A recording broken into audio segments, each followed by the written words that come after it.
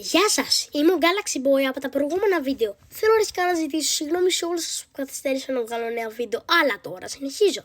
Το θέμα σήμερα θα έχει σχέση με το γιατί το καλοκαίρι έχουμε ζέστη και το χειμώνα κρύο. Λοιπόν, ας ξεκινήσουμε. Η αιτία πίσω από τις εποχικές μεταβολές της θερμοκρασίας σχετίζεται με την γωνία του άξονα περιστροφής της Γης σε σχέση με τον ήλιο. Τι είναι η γωνία άξονα περιστροφής της Γης, ακούω να ρωτάς? Η Γη δεν είναι ακριβώς στρογγυλή. Έχει ένα ραφλό, σοβάλ σχήμα που ονομάζεται γεωελεψοειδής. Και επιπλέον η Γη δεν είναι ακριβώς σε κάθε τη θέση, αλλά έχει μια μικρή κλίση, περίπου 23,5 μοίρες στον κάθε του άξονά της. Κατά τη διάρκεια του χρόνου, λοιπόν, η Γη περιστρέφεται γύρω από τον ήλιο, διατηρώντας μια σταθερή πορεία στην τροχιά της.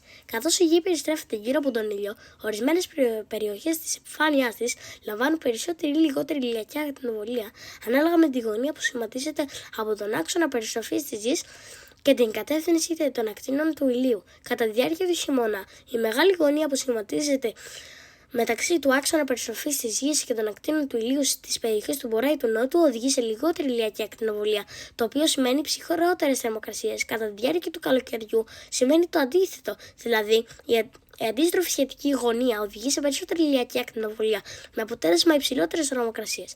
Αυτή η επαναλαμβανόμενη αλλαγή στη γωνία του άξονα περιστροφής της Γης δημιουργεί τις εποχικές μεταβολές που βιώνουμε ως χειμώνας και καλοκαίρι.